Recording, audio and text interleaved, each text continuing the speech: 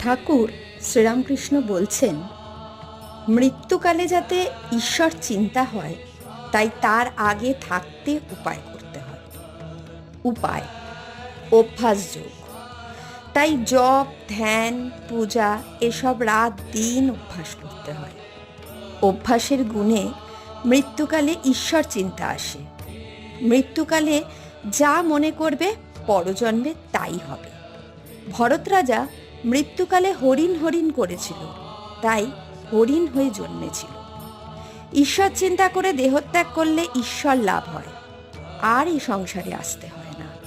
তবে শরীর ধারণ করলেই বড় গোল।